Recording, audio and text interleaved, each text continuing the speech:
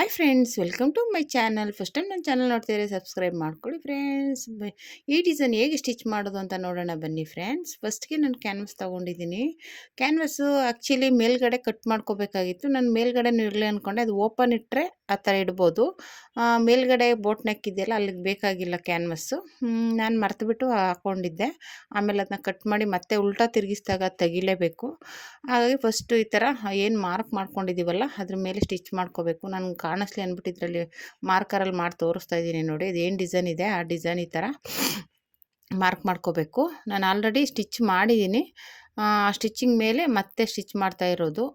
First canvas ಮೇಲೆ stitch ಮಾಡ್ಕೊಂಡಿದ್ದೀನಿ ನೋಡಿ. ಈ ರೀತಿ ಬರುತ್ತೆ ಡಿಸೈನು. ಇವಾಗ ಇದ್ರ ಮೇಲೆ ಕ್ಯಾನ್ವಾಸ್ ಇಟ್ಟು ಸ್ಟಿಚ್ ಮಾಡ್ಕೋತಾ ಇದ್ದೀನಿ ಲೈನಿಂಗ್ ಮೇಲೆ.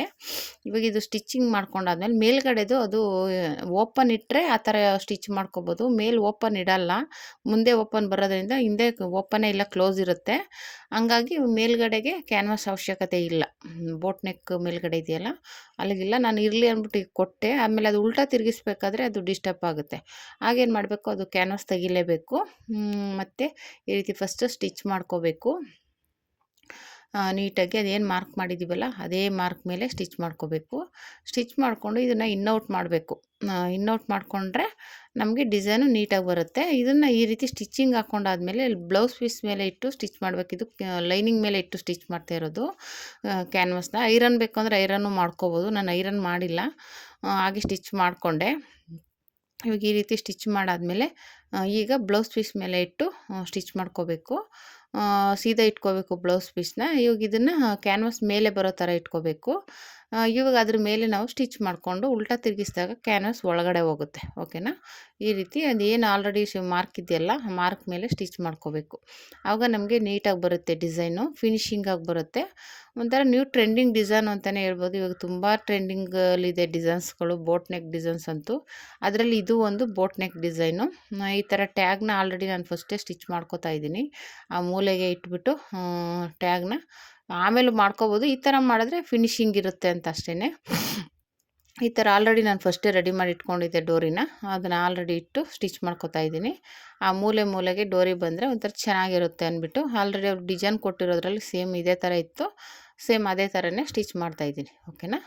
ಈ ರೀತಿ ಮತ್ತೆ ಈ ಮೂಲೆಗೂ ಹಾಗೆ ಡೋರಿ ಇಟ್ಕೋಬೇಕು. ನೀಟಾಗಿ ಇಟ್ಕೊಂಡು ಸ್ಟಿಚ್ ಮಾಡ್ಕೋಬೇಕು. ಈ ರೀತಿ ಇದೇನಿಲ್ಲ, ಸಿಂಪಲ್ ಡಿಸೈನ್ ಇದು. ನೀವು ಅದು ಡ್ರಾಯಿಂಗ್ ಮಾಡ್ಕೊಳ್ಳೋದು ಒಂದು ಸ್ವಲ್ಪ ನೋಡ್ಕೊಂಡು ಡ್ರಾಯಿಂಗ್ ಮಾಡ್ಕೊಂಬಿಟ್ರೆ ಸ್ಟಿಚ್ಚಿಂಗ್ ಅಂತೂ ಆರಾಮಾಗಿ ಮಾಡ್ಕೋಬೋದು ನೋಡಿ. ಈ ರೀತಿ ಸ್ಟಿಚ್ ಮಾಡಿಕೊಂಡ್ರೆ ರೆಡಿ ಆಯಿತು. ಈಗ ಇದನ್ನು ಇನ್ನೌಟ್ ಮಾಡ್ಕೋಬೇಕು. ಮಾಮೂಲಿ ಕಟ್ ಮಾಡಿಬಿಟ್ಟು ಇನ್ನೌಟ್ ಮಾಡಿಕೊಂಡ್ರೆ ನಮಗೆ ಡಿಸೈನ್ ರೆಡಿ ಆಗುತ್ತೆ. ಓಕೆನಾ? ಮೇಲ್ಗಡೆ ಫುಲ್ಲು ಅದನ್ನು ತೆಗೆದು ಬಿಡಬೇಕು. ಮೇಲ್ಗಡೆ ಬೋಟ್ ನೆಕ್ಗೆ ನಾನು ಆಲ್ರೆಡಿ ಕೊಟ್ಟಿದ್ದೆ ಕ್ಯಾನ್ವಾಸ್ನ. ಮತ್ತು ಇದು ಇನ್ನೌಟ್ ಮಾಡಿದಾಗ ಅದನ್ನು ತೆಗೆದುಬಿಟ್ಟು ಇನ್ನೌಟ್ ಮಾಡಿದೆ. ಓಕೆನಾ? ಇವಾಗ ಈ ರೀತಿ ಮತ್ತೆ ಸ್ಟಿಚ್ ಹಾಕ್ಕೊಂಡು ಅದನ್ನ ಕಟ್ ಮಾಡಿ ಇನ್ನೌಟ್ ಮಾಡ್ಕೋಬೇಕು. ಓಕೆನಾ? ಈ ರೀತಿ ಸುತ್ತ ಒಂದು ಸ್ಟಿಚ್ ಹಾಕೋತಾ ಇದ್ದೀನಿ. ಈಗ ಇದನ್ನು ನೀಟಾಗಿ ತೆಗೆದುಬಿಟ್ಟು ಇನ್ನೌಟ್ ಮಾಡ್ಕೋಬೇಕಾಗುತ್ತೆ. ಈ ಥರ ಇನ್ನೌಟ್ ಮಾಡ್ಕೊಂಡಾದ್ಮೇಲೆ ನ್ಯಾಚ್ ಹಾಕ್ಕೋಬೇಕು. ನಾವು ಅಲ್ಲಲ್ಲೇ ಡಿಸೈನು ಕ್ರಾಸ್ ಇದೆಯಲ್ಲ ಅಲ್ಲೆಲ್ಲ ನ್ಯಾಚ್ ಹಾಕ್ಕೋಬೇಕು. ನ್ಯಾಚ್ ಹಾಕ್ಕೊಳ್ಳೋದ್ರಿಂದ ನೀಟಾಗಿ ಪರ್ಫೆಕ್ಟಾಗಿ ಬರುತ್ತೆ, ಫಿನಿಶಿಂಗ್ ಇರುತ್ತೆ. ಅದಕ್ಕೋಸ್ಕರ ನ್ಯಾಚು ನೀವು ಯಾವುದೇ ಡಿಸೈನ್ ಆದರೂ ಅಷ್ಟೇ ಕರ್ವ್ ಹತ್ರ ಎಲ್ಲ ನೀಟಾಗಿ ನ್ಯಾಚ್ ಹಾಕೋದ್ರಿಂದ ಡಿಸೈನು ನೀಟಾಗಿ ತಿರುಗುತ್ತೆ, ಆಮೇಲೆ ಫಿನಿಶಿಂಗ್ ಬರುತ್ತೆ. ಓಕೆನಾ? ಈ ರೀತಿ ಫಸ್ಟು ಕಟ್ ಮಾಡ್ಕೋಬೇಕು. ಲೈನಿಂಗು ಮತ್ತು ಕ್ಯಾನ್ವಾಸು ಮತ್ತು ಬ್ಲೌಸ್ ಪೀಸು ಮೂರನ್ನು ಕಟ್ ಮಾಡಿದ್ದೀವಿ. ಇವಾಗ ತೆಗೆದುಬಿಟ್ಟು ನ್ಯಾಚ್ ಹಾಕಿದ್ಮೇಲೆ ಇನ್ನೌಟ್ ಮಾಡ್ಕೋಬೇಕು. ಇವಾಗ ಆಲ್ರೆಡಿ ಆ ಕಡೆ ಡೋರಿ ಎಕ್ಕಿದ್ದೀವಲ್ಲ, ಡೋರಿ ತೆಗೆದುಬಿಟ್ರೆ ನೀಟಾಗಿ ಬರುತ್ತೆ. ಮತ್ತು ಒಳಗಡೆ ಫೋಲ್ಡ್ ಮಾಡಿ ಇನ್ನೌಟ್ ಮಾಡ್ಕೊಳ್ಳೋದು ಅಷ್ಟೇ. ಓಕೆನಾ? ಈ ರೀತಿ ನ್ಯಾಚ್ ಹಾಕೋಬೇಕು. ಈಗ ಇದನ್ನು ಉಲ್ಟಾ ತಿರುಗಿಸ್ಕೋಬೇಕು ಅಷ್ಟೇ ನೋಡಿ.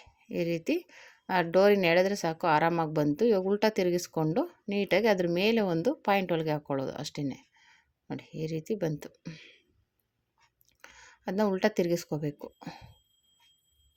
ನೋಡಿ. ಡೋರ್ ಎಷ್ಟು ಚೆನ್ನಾಗಿ ಮಧ್ಯದಲ್ಲಿ ಕೂತ್ಕೋತು. ಇವಾಗ ಆ ಸೈಡಲ್ಲಿ ನೀಟಾಗಿ ಎಳ್ಕೊಂಡು ಒಂದು ಸ್ಟಿಚ್ ಹಾಕ್ಕೊಳ್ಳಿ. ಕಟ್ ಆಗಿರೋ ಹತ್ರ ಸ್ವಲ್ಪ ಹಿಂಗೆ ಎಳೀರಿ. ಅದೇನಾಗುತ್ತೆ, ನಾವು ನ್ಯಾಚ್ ಹಾಕಿದ್ರೂ ಟೈಟಾಗಿ ಕೂತ್ಕೊಂಡ್ಬಿಟ್ಟಿರುತ್ತೆ. ಸ್ವಲ್ಪ ಹಿಂಗೆ ಎಳೆದ್ರೆ ಸ್ಟಿಪ್ ಆಗುತ್ತೆ. ಈ ರೀತಿ ಅದ್ರ ಮೇಲೆ ಒಂದು ಪಾಯಿಂಟ್ ಒಳಗೆ ಹಾಕೋಬೇಕು. ನೀಟಾಗಿ ಎಳ್ಕೊಂಡು ಲೈನಿಂಗ್ ಬಟ್ಟೆ ಮತ್ತು ಬ್ಲೌಸ್ ಪೀಸ್ ಎರಡೂ ನೀಟಾಗಿ ಎಳ್ಕೊಂಡು ಸ್ಟಿಚ್ ಹಾಕೋಬೇಕು. ಸ್ಟಿಚ್ ಹಾಕಿದ ಮೇಲೆ ಮತ್ತೆ ನಾವು ಸುತ್ತ ಸ್ಟಿಚ್ ಹಾಕೋಬೇಕಾಗುತ್ತೆ. ಬ್ಲೌಸ್ಗೆ ಸುತ್ತ ಬ್ಲೌಸ್ ಪೀಸ್ಗೆ ಸುತ್ತ ಲೈನಿಂಗು ಎರಡು ಅಟ್ಯಾಚ್ ಮಾಡಿ ಸುತ್ತ ಸ್ಟಿಚ್ ಹಾಕೋಬೇಕು. ಈ ರೀತಿ ಒಂದು ಲೆವೆಲ್ಗೆ ಎಳ್ಕೊಂಡು ಸ್ಟಿಚ್ ಮಾಡಬೇಕಾಗುತ್ತೆ. ಅಂದರೆ ಲೈನಿಂಗ್ ಬಟ್ಟೆ ಮತ್ತು ಇದು ಬ್ಲೌಸ್ ಪೀಸ್ ಎರಡು ಒಂದೇ ಸಮ ಬರಬೇಕಲ್ವ, ಇಲ್ಲಾಂದರೆ ಈ ಮೇಲೆ ಕೆಳಗೆ ಆಗಿಬಿಡುತ್ತೆ. ಅದಕ್ಕೋಸ್ಕರ ಈ ರೀತಿ ಎಳ್ಕೊಂಡು ಆ ನ್ಯಾಚ್ ಹಾಕಿರೋ ಹತ್ರನೂ ಅಷ್ಟೇ ನೀಟಾಗಿ ಸರಿ ಮಾಡಿಕೊಂಡು ಸ್ಟಿಚ್ ಮಾಡಬೇಕು. ಇಲ್ಲಾಂದರೆ ಏನಾಗುತ್ತೆ, ಒಳೊಳಗೆ ತೂರ್ಕೊಂಡಂಗಾಗಿ ಫಿನಿಶಿಂಗ್ ಇರಲ್ಲ. ಓಕೆನಾ? ಈ ರೀತಿ ಸ್ಟಿಚ್ ಮಾಡ್ಕೊಳ್ಳಿ, ನೀಟಾಗಿ ಬರುತ್ತೆ. ಮಾತ್ರ ತುಂಬ ಬ್ಯೂಟಿಫುಲ್ಲಾಗಿ ಬಂದಿದೆ. ಡಿಸೈನ್ ಅಂತೂ ತುಂಬ ಇಷ್ಟ ಆಯಿತು ನನಗೆ. ಅಂದರೆ ಅದೇ ಹೇಳ್ದಾಗೆ ಅದನ್ನ ಸ್ವಲ್ಪ ನೋಡಿಕೊಂಡು ಕ್ಯಾನ್ವಾಸ್ ಹಾಕಿದ್ರಂತೂ ನಿಮ್ಗೆ ಯಾವುದೇ ಡಿಸೈನ್ ಆದರೂ ನೀಟಾಗಿ ಬರುತ್ತೆ. ಇನ್ನೌಟ್ ಮಾಡಿಬಿಟ್ರೆ ಅದು ಹಾಗೇ ಡಿಸೈನ್ ಹೇಗಿರುತ್ತೋ ಹಾಗೇ ಇರುತ್ತೆ, ಒಂಚೂರು ಆ ಕಡೆ ಈ ಕಡೆ ಆಗೋದಿಲ್ಲ. ಹಾಗಾಗಿ ಕ್ಯಾನ್ವಾಸ್ ಯೂಸ್ ಮಾಡೋದ್ರಿಂದ ತುಂಬಾ ಒಳ್ಳೆಯದು ಫ್ರೆಂಡ್ಸ್. ನೋಡಿ, ಈ ರೀತಿ ರೆಡಿ ಆಯಿತು ಡಿಸೈನ್. ನೋಡಿ ಎಷ್ಟು ಬ್ಯೂಟಿಫುಲ್ಲಾಗಿ ಬಂದಿದೆ ಅಲ್ಲ. ಈಗ ಕೆಳಗಡೆ ಫುಲ್ಲು ಸ್ಟಿಚ್ ಮಾಡ್ಕೊಳ್ಳೋಣ. ಸುತ್ತ ಸ್ಟಿಚ್ ಹಾಕೋಬೇಕು. ಇದಕ್ಕೆ ಆ್ಯಕ್ಚುಲಿ ಪೈಪಿಂಗ್ ಕೊಡೋಣ ಅಂತ ಅಂದ್ಕೊಂಡೆ, ಯಾಕೆಂದರೆ ಅದು ಒಂಥರ ಕಾಪರ್ ಕಲರಲ್ಲಿ ಡಾಟ್ ಬುಟ್ಟಿಸ್ಗಳಿತ್ತು. ಅದಕ್ಕೆ ಕಾಪರ್ ಕಲರ್ ಕೊಟ್ಟರೆ ಚೆನ್ನಾಗಿರುತ್ತೆ, ಹಾಗೆ ಇದ್ದರೆ ಬೋರ್ಡ್ ಥರ ಇರುತ್ತಲ್ವ, ಸ್ವಲ್ಪ ಪೈಪಿಂಗ್ ಕೊಟ್ಟರೆ ಚೆನ್ನಾಗಿರುತ್ತೆ ಅಂದ್ಬಿಟ್ಟು ಪೈಪಿಂಗ್ ಕೊಡೋಣ ಅಂದ್ಕೊಂಡೆ. ಮತ್ತು ಸುತ್ತ ಸ್ಟಿಚ್ ಹಾಕ್ಕೊಂಬಿಟ್ಟು ಕೊಡೋಣ, ಕೊಟ್ಬಿಟ್ಟು ಮತ್ತೆ ಮೇಲ್ಗಡೆ ಬಂದುಬಿಟ್ಟು ಡಿಸೈನ್ ಆಗಿದೆಯಲ್ಲ ಅದಕ್ಕೆ ಒಂದು ಸ್ಟೋನ್ ಬೀಡ್ಸ್ ಹಾಕೋಣ, ಬೀಡ್ಸ್ ಹಾಕಿದ್ರೆ ಚೆನ್ನಾಗಿರುತ್ತೆ ಅಂದ್ಬಿಟ್ಟು ಅದು ಅಂದ್ಕೊಂಡೆ. ಸ್ಲೀವ್ಸ್ ಕೇಳಿದ್ರು ಅವರು, ನನ್ನ ನೆಕ್ಗೇನು ಪಾಯಿಂಟ್ ಮಾಡಿರಲಿಲ್ಲ, ಆದರೆ ಈ ಡಿಸೈನ್ಗೆ ಕೊಡ್ಬೋದು ಅನ್ನಿಸ್ತು. ಅದಕ್ಕೆ ಕೊಡೋಣ, ಚೆನ್ನಾಗಿರುತ್ತೆ ಅಂದ್ಕೊಂಡೆ. ಮತ್ತು ಈ ರೀತಿ ಸ್ಟಿಚ್ ಮಾಡ್ಕೋಬೇಕು ನೀಟಾಗಿ.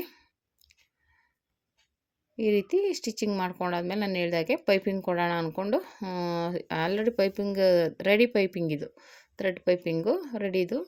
ಈ ಕಲರ್ಸ್ಗಳೆಲ್ಲ ಸಿಗುತ್ತೆ, ರೆಡಿ ಇದೆ ಥ್ರೆಡ್ ಪೈಪಿಂಗು. ನಿಮ್ಗೆ ಯಾವ ಕಲರ್ಸ್ ಬೇಕು ಅಂದರೂ ಸಿಗುತ್ತೆ, ಸೆಟ್ಟೇ ಸಿಗುತ್ತೆ, ತೆಗೆದಿಟ್ಕೋಬೋದು. ಒಂದು ಬಂಡಲ್ ತಂದಿಟ್ಕೊಂಬಿಟ್ರೆ ಎಲ್ಲದಕ್ಕೂ ಯೂಸ್ ಆಗುತ್ತೆ. ನೀವು ಆವಾಗವಾಗ ರೆಡಿ ಮಾಡ್ಕೊಳ್ಳೋದು, ಅದ್ರ ಕಲರ್ ಬಟ್ಟೆ ತಂದು ಥ್ರೆಡ್ ಹಾಕಿ ಅದೆಲ್ಲ ರೆಡಿ ಮಾಡ್ಕೊಳ್ಳೋ ಹಿಂಸೆನೇ ಇರಲ್ಲ, ರೆಡಿನೇ ಸಿಗುತ್ತೆ, ತಂದಿಟ್ಕೊಂಬಿಡ್ಬೋದು. ಒಂದೊಂದು ಕಲರ್ ಅಡ್ಜಸ್ಟ್ ಮಾಡಿ 2-3ಕ್ಕೆ ಹಾಕ್ಕೋಬೋದು, ಒಂಚೂರು ಆ ಕಡೆ ಈ ಕಡೆ ಅಡ್ಜಸ್ಟ್ ಆಗುತ್ತೆ. ಈ ರೀತಿ ಎಕ್ಸ್ಟ್ರಾ ಬಟ್ಟೆನ ಕಟ್ ಮಾಡ್ಕೊಂಬಿಟ್ರೆ ನಮಗೆ ಇದು ರೆಡಿ ಆಗುತ್ತೆ. ಈಗ ಇದಕ್ಕೆ ಪೈಪಿಂಗ್ ಕೊಡೋಣ. ನಾನು ಹೇಳ್ದಂಗೆ ಇದಕ್ಕೆ ಸ್ವಲ್ಪ ಲೈಟ್ ಕಲರ್ ಕಾಪರ್ ಕಲರ್ ಇತ್ತು ನನ್ನ ಹತ್ರ ಪೈಪಿಂಗು, ಅದೇ ಕೊಡೋಣ ಚೆನ್ನಾಗಿರುತ್ತೆ ಅಂದ್ಬಿಟ್ಟು ಅದೇ ತೊಗೊಂಡೆ. ಈಗ ಯಾವುದೇ ಆದರೂ ಈ ಥರ ಡಿಸೈನ್ಗೆ ಒಂದು ಸ್ವಲ್ಪ ರೆಡಿ ಪೈಪಿಂಗ್ ಕೊಟ್ಟರೆ ತುಂಬ ಚೆನ್ನಾಗಿ ಕಾಣಿಸುತ್ತೆ. ನೋಡಿ, ಈ ರೀತಿ ಸ್ಟಿಚ್ ಇದು ಮಾಡಿಕೊಂಡು ಮಾಮೂಲಿ ಕೆಳಗಡೆ ಫೋಲ್ಡ್ ಮಾಡ್ಕೋಬೇಕು. ನಾನು ಸ್ಟಿಚ್ಚೇ ಮಾಡಿಬಿಟ್ಟೆ, ಅವ್ರು ಸ್ವಲ್ಪ ಸ್ಟಿಚಿಂಗ್ ಮಾಡಿದ್ರು ಅಡ್ಜಸ್ಟ್ ಮಾಡ್ಕೋತಾರೆ, ಹಾಗಾಗಿ ಸ್ಟಿಚಿಂಗೇ ಮಾಡಿಬಿಟ್ಟೆ, ಎಮ್ಮಿಂಗ್ ಏನು ಬೇಡ ಅಂದ್ಬಿಟ್ಟು. ಅದೇ ಕಲರ್ ದಾರ ಹಾಕ್ಬಿಟ್ಟು ಸ್ಟಿಚ್ ಮಾಡಿಬಿಟ್ರು ನಡೆಯುತ್ತೆ, ಏನು ತೊಂದರೆ ಇಲ್ಲ. ಒಬ್ಬರು ಮಾತ್ರ ಎಮ್ಮಿಂಗ್ ಕೇಳ್ತಾರೆ. ಇವಾಗ ಈ ರೀತಿ ರೆಡಿ ಆಯಿತು. ಇವಾಗ ಇದು ಮತ್ತೆ ಫೋಲ್ಡ್ ಮಾಡಿ ಡಾಟ್ ಇಟ್ಕೊಂಡ್ಬಿಡೋಣ. ಡಾಟ್ ರೆಡಿ ಮಾಡ್ಕೊಂಡಾದ್ಮೇಲೆ ಮತ್ತೆ ಹೇಳ್ದಂಗೆ ಪೈಪಿಂಗ್ ಕೊಡಬೇಕು. ನೀಟಾಗಿ ಈ ರೀತಿ ಡಾಟ್ನ ಸ್ಟಿಚ್ ಮಾಡ್ಕೋಬೇಕು. ಈಗ ಎರಡು ಕಡೆನೂ ಅದೇ ರೀತಿ ಇಟ್ಕೊಳ್ಳಿ, ಡಾಟು ನೀಟಾಗಿ ಬರುತ್ತೆ. ನೋಡಿ ಎಷ್ಟು ನೀಟಾಗಿದೆ, ಡಿಸೈನ್ ಅಂತೂ ಸೂಪರಾಗಿ ಬಂದಿದೆ. ಬೋಟ್ ನೆಕ್ಕಲ್ಲಿ ಈ ಥರ ಡಿಸೈನ್ ನಾನು ಇದೇ ಫಸ್ಟು ಹೊಲ್ದಿರೋದು. ಮತ್ತು ಇವಾಗ ಇದಕ್ಕೆ ಬೀಡ್ಸ್ ಹೊಲಿಯೋಣ ಅಂತ ತೊಗೊಂಡೆ, ಆದರೆ ಮತ್ತೆ ಪೈಪಿಂಗ್ ಕೊಟ್ಬಿಡೋಣ ಫಸ್ಟು, ಆಮೇಲೆ ಬೀಡ್ಸ್ ಹೊಲಿಯೋಣ ಅಂದ್ಬಿಟ್ಟು ಪೈಪಿಂಗ್ ಕೊಡ್ತಾಯಿದ್ದೀನಿ. ರೆಡಿ ಪೈಪಿಂಗ್ ಆಗಿರೋದ್ರಿಂದ ನಿಮಗೇನು ಕಷ್ಟ ಆಗೋಲ್ಲ, ಆರಾಮಾಗಿ ಸ್ಟಿಚ್ ಮಾಡ್ಕೊಂಡು ಹೋಗ್ಬೋದು. ನೋಡಿ ಈ ರೀತಿ ಕೆಳಗಡೆ ಇಟ್ಟು ಅದನ್ನು ನೀಟಾಗಿ ಫೋಲ್ಡ್ ಮಾಡ್ಕೊಂಡು ಸ್ಟಿಚ್ ಮಾಡೋದು ಅಷ್ಟೇ, ಏನು ತೊಂದರೆ ಇಲ್ಲ. ನೋಡಿ ಆರಾಮಾಗಿ ಬರುತ್ತೆ ಡಿಸೈನು. ಅಂದರೆ ನಿಧಾನಕ್ಕೆ ಇಟ್ಕೊಂಡು ಸ್ಟಿಚ್ ಮಾಡೋದು ಅಷ್ಟೇ, ಅದು ಎಳೆಯೋದಾಗಲಿ ಏನು ಮಾಡೋಷ್ಟಿಲ್ಲ. ಕೆಳಗಡೆ ಪೈಪಿಂಗ್ ಇಟ್ಕೊಂಡು ಮೇಲೆ ಬಟ್ಟೆ ನೀಟಾಗಿ ಇಟ್ಕೊಂಡು ಸ್ಟಿಚ್ ಮಾಡೋದು ತುಂಬಾ ಈಸಿ. ರೆಡಿ ಪೈಪಿಂಗನ್ನು ಸ್ಟಿಚ್ ಮಾಡೋದು ಈ ರೀತಿ ಡಿಸೈನ್ ಈ ಥರದಕ್ಕೆಲ್ಲ ರೆಡಿ ಪೈಪಿಂಗ್ ಆದ್ರೇ ಸರಿ, ಸ್ವಲ್ಪ ತಿರುಗಿಸಿ ಉರುಗಿಸಿ ಸ್ಟಿಚ್ ಮಾಡೋದಕ್ಕೆ. ಈ ಥರ ರೆಡಿ ಪೈಪಿಂಗ್ ಆದರೆ ನೀಟಾಗಿ ಬರುತ್ತೆ. ನಾವು ಮಾಡಿರೋ ಪೈಪಿಂಗ್ ಅಷ್ಟು ನೀಟಾಗಿ ಬರಲ್ಲ. ಥ್ರೆಡ್ ಪೈಪಿಂಗೇ ಮಾಡ್ಕೋಬೇಕಾಗುತ್ತೆ, ನಾವೇನಾದರೂ ಡಿಸೈನ್ ಮಾಡಬೇಕು ಈ ಥರ ಡಿಸೈನ್ಗಳು ಅಂದರೆ ಥ್ರೆಡ್ ಪೈಪಿಂಗು, ಇಲ್ಲಾಂದರೆ ನಾವು ಮಾಡ್ಕೊಳ್ಳೋ ಥ್ರೆಡ್ ಪೈಪಿಂಗು ಆಗುತ್ತೆ. ಆದರೆ ಮಾಮೂಲಿ ಪೈಪಿಂಗು ಸ್ವಲ್ಪ ಕಷ್ಟ ಆಗುತ್ತೆ ಅದು ಸ್ಟಿಚ್ ಮಾಡೋದು. ಹಾಗಾಗಿ ಈಗೆಲ್ಲ ರೆಡಿ ಸಿಗೋದ್ರಿಂದ ರೆಡಿ ಪೈಪಿಂಗ್ ಯೂಸ್ ಮಾಡಿ ಆರಾಮಾಗಿ ಸ್ಟಿಚ್ ಮಾಡ್ಕೋಬೋದು. ನೀವು ಬಂಡಲ್ ತೊಗೊಬಂದರೆ ಇನ್ನೂ ಕಡಿಮೆಗೆ ಸಿಗುತ್ತೆ.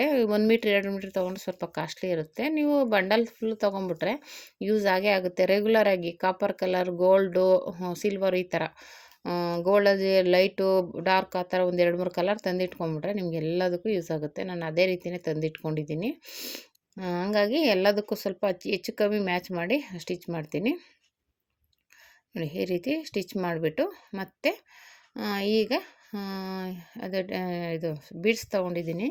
ಅವರು ಸ್ಲೀವ್ಸಿಗೆ ಮಾತ್ರ ಕೊಡೋಕ್ಕೆ ಹೇಳಿದ್ದು. ನಾನಿದು ಸ್ಟ್ರೈಟು ಸ್ಟಿಚಿಂಗ್ ಇದೆಯಲ್ವಾ, ಅಲ್ಲಿ ಕೊಟ್ಟರೆ ಚೆನ್ನಾಗಿರುತ್ತೆ ಅಂದ್ಬಿಟ್ಟು ಅಂದ್ಕೊಂಡೆ. ಒಂಥರ ಡಿಸೈನ್ ಚೆನ್ನಾಗಿ ಕಾಣಿಸುತ್ತೆ, ಕೊಡೋಣ ಅಂತ ಹೇಳ್ಬಿಟ್ಟು ಅಂದ್ಕೊಂಡೆ. ನೋಡಿ ಇದೇ ಥರ ಬೀಡ್ಸು 2 ಥರ ಇತ್ತು. ನಾನು ಇದು ತೊಗೊಂಡಿದ್ದೀನಿ. ಅದು ಬೇಡ, ಇನ್ನೊಂದು ಬೇಡ ಅನ್ನಿಸ್ತು. ವೈಟ್ ಇತ್ತು, ಅದು ವೈಟದ್ದು ಬೇಡ ಅನ್ನಿಸ್ತು. ಅದಕ್ಕಿದು ಒಂಥರ ಕಾಪರ್ ಕಲರ್ ಥರ ಮ್ಯಾಚಿಂಗ್ ಇದೆ. ನೋಡಿ ಎಷ್ಟು ಚೆನ್ನಾಗಿದೆ. ಆರಾಮಾಗಿ ಸುಮ್ಮನೆ ಇಟ್ಟು ಸ್ಟಿಚ್ ಮಾಡ್ಕೊಳ್ಳೋದು ಅಷ್ಟೇ. ತುಂಬ ಬ್ಯೂಟಿಫುಲ್ಲಾಗಿ ಬಂತು ಡಿಸೈನು. ಒಂದ್ಸಲ ಟ್ರೈ ಮಾಡಿ ಫ್ರೆಂಡ್ಸ್, ಯಾವ ಥರ ಬಂತು ಅಂತ ಕಮೆಂಟ್ ಮಾಡಿ. ತುಂಬ ಬ್ಯೂಟಿಫುಲ್ಲಾಗಿ ಬಂದಿದೆ. ನೀವು ಆರಾಮಾಗಿ ಅದೊಂದು ಡಿಸೈನ್ ಅಂತ ಕಟ್ ಮಾಡ್ಕೊಂಬಿಟ್ರೆ ಸ್ಟಿಚಿಂಗ್ ಏನು ಆರಾಮಾಗಿ ಸ್ಟಿಚ್ ಮಾಡ್ಬೋದು. ಡ್ರಾಯಿಂಗ್ ಒಂದು ಸ್ವಲ್ಪ ಒಂದು ವೇಸ್ಟ್ ಪೇಪರಲ್ಲಿ ಟ್ರೈ ಮಾಡಬೇಕು, ಯಾವ ಥರ ಬೇಕು ಡಿಸೈನ್ ಅಂತ ಒಂದು ಸಲ ಟ್ರೈ ಮಾಡಿ ಆಮೇಲೆ ಮಾಡಬೇಕಾಗುತ್ತೆ. ಈ ರೀತಿ ಸ್ಟಿಚಿಂಗ್ ಮಾಡ್ಕೊಂಡು ಡಬಲ್ ಸ್ಟಿಚ್ ಹಾಕ್ಕೊಂಡ್ರೆ ನಮಗೆ ಡಿಸೈನು ರೆಡಿ ಆಗುತ್ತೆ. ನೋಡಿ ತುಂಬ ಬ್ಯೂಟಿಫುಲ್ ಆಗಿರೋ ಡಿಸೈನ್.